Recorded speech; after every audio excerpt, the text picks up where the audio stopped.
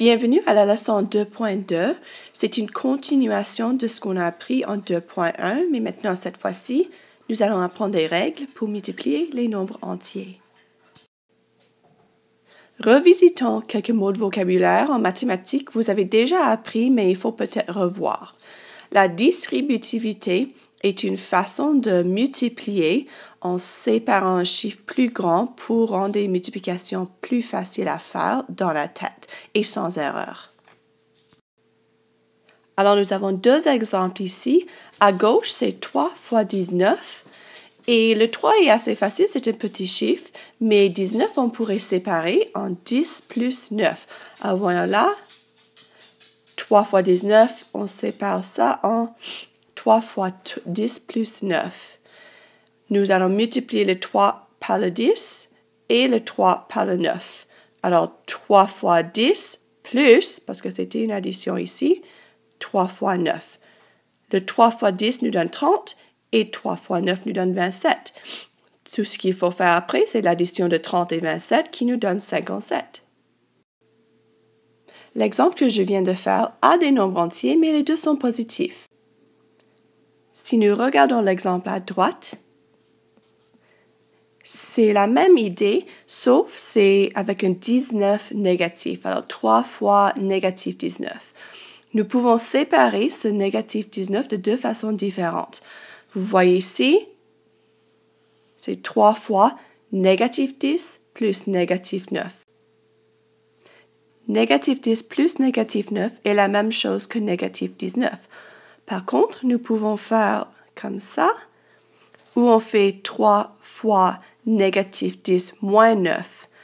Alors, si vous voyez, la différence, c'est négatif 10 plus négatif 9 ou négatif 10 moins 9. C'est la même chose, enfin. Dès que vous avez fait ça, vous avez 3 fois négatif 10 plus 3 fois négatif 9, si vous avez suivi cet exemple ici. Ou si vous avez fait le côté droit, vous avez 3 fois négatif 10 moins 3 fois 9. Ça va nous donner la même chose à la fin parce que c'est la même question, mais le 3 fois négatif 10 ici nous donne négatif 30.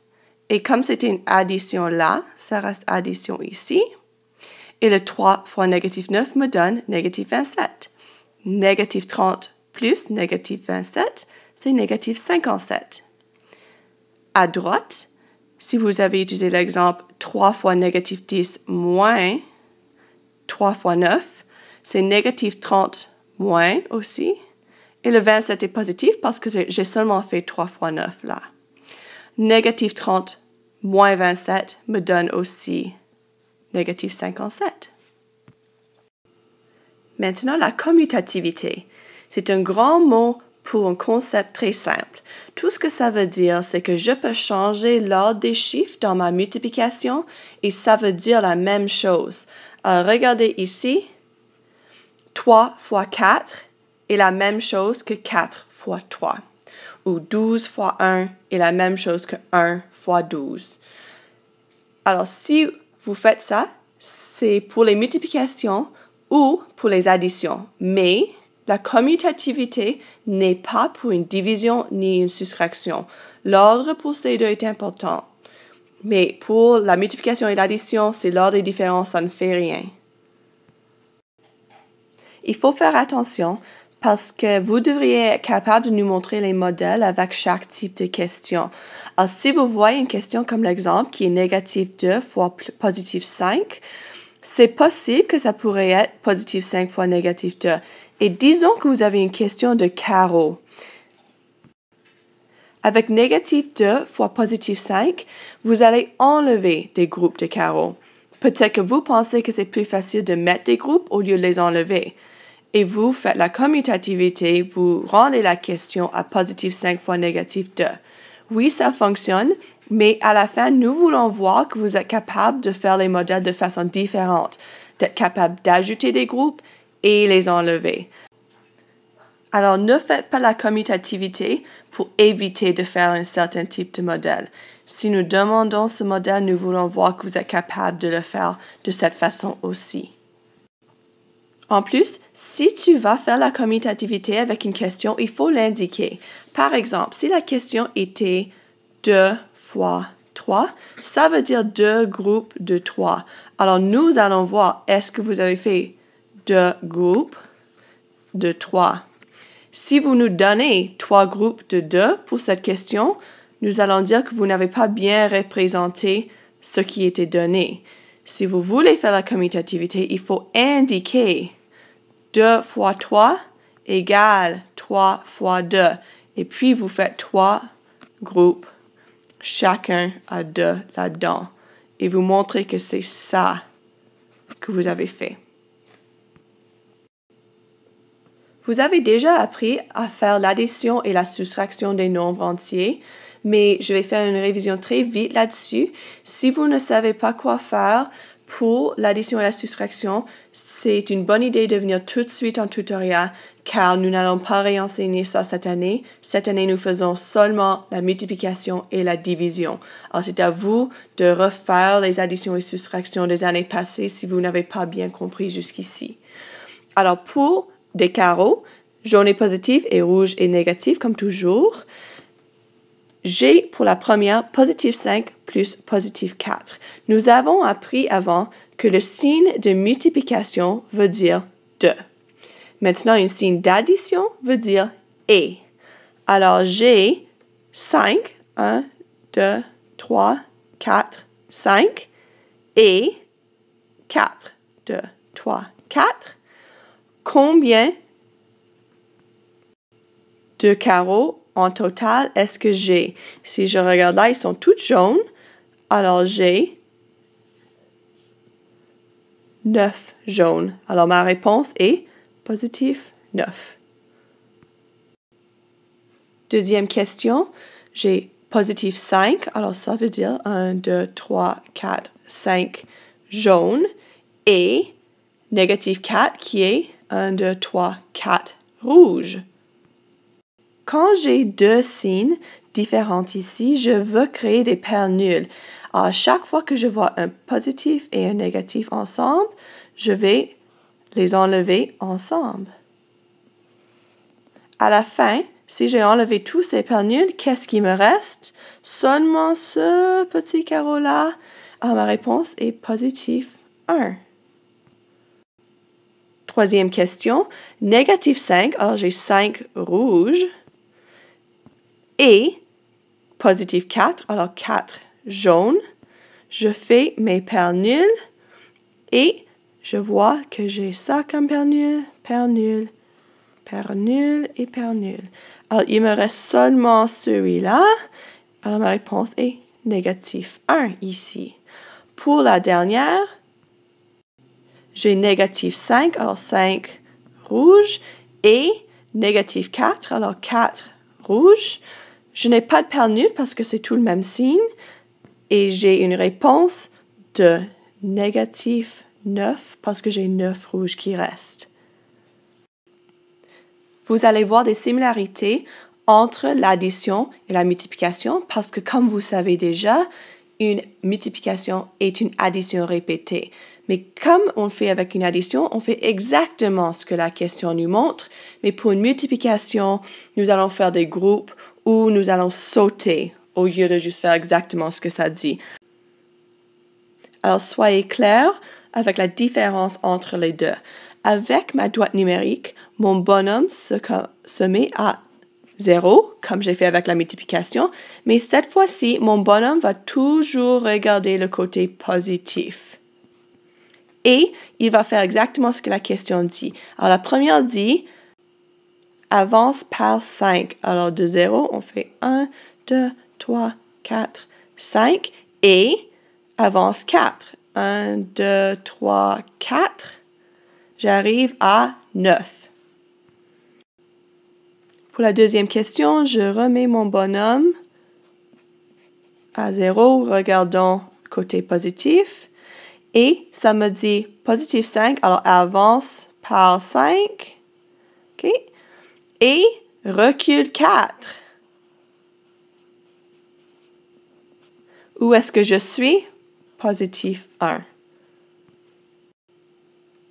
Troisième question. Je remets mon bonhomme. regardons côté positif. Et ça me dit recule 5, 1, 2, 3, 4, 5. Et avance 4, 1, 2, 3, 4. Où suis-je? Négatif 1. Alors, vous allez seulement regarder où il se trouve à la fin de son mouvement. Dernièrement, je mets mon bonhomme à 0. Regardons côté positif. Et ça dit recule 5, 1, 2, 3, 4, 5. Et recule 4, 1, 2, 3, 4. Je suis à négatif 9 pour ma réponse. Ce que je vais vous montrer ici, c'est que les soustractions des nombres entiers sont vraiment la même chose que des additions. Par exemple, la première, positif 5 moins positif 4, est la même chose que de faire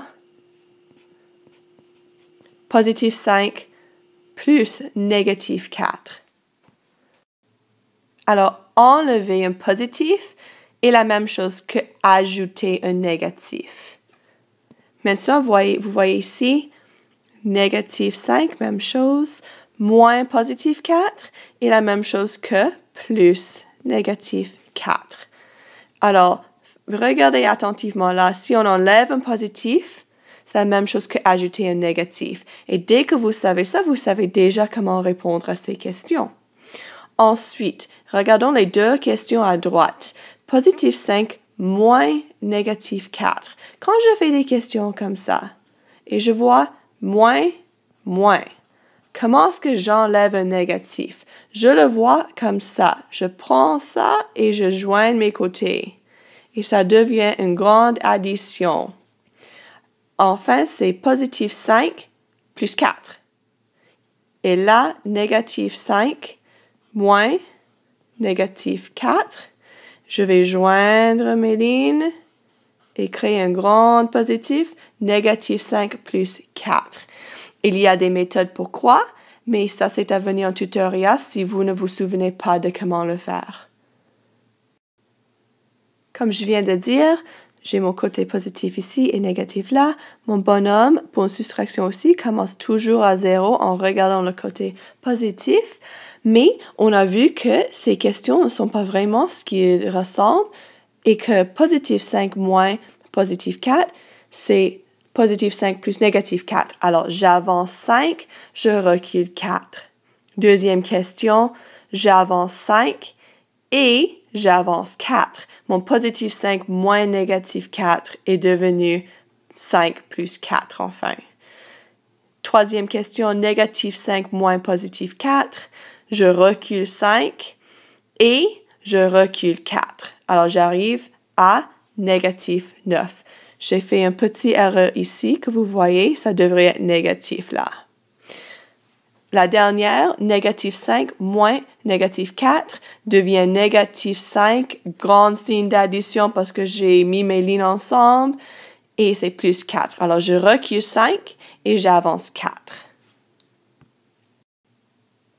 C'est le temps de pratiquer. Clique pause, essaie ces questions, et quand tu as fini, tu peux continuer la vidéo et voir les réponses pour vérifier si vous comprenez bien les additions et soustractions.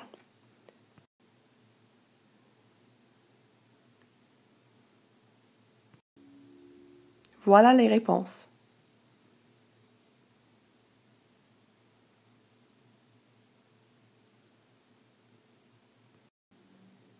D'accord. Faire la multiplication des nombres entiers sans modèle est assez facile. Nous allons commencer en multipliant comme s'il n'y avait pas de signe.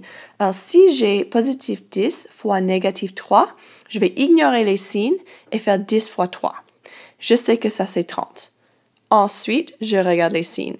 Si mes deux signes sont les mêmes, alors positif et positif ou négatif et négatif, ma réponse est positive. Par exemple, positif 10 fois positif 3 égale positif 30. Et négatif 10 fois négatif 3 égale positif 30. Si vous ne savez pas pourquoi un négatif fois un négatif te donne un positif, revois les modèles qu'on a appris à la dernière fois parce que ça te montre pourquoi.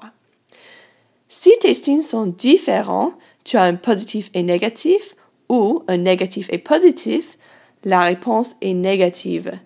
Alors, positif 10 fois négatif 3 égale négatif 30 et négatif 10 fois positif 3 égale négatif 30. Alors, c'est assez facile à s'en souvenir. Signes sont les mêmes, réponse positive.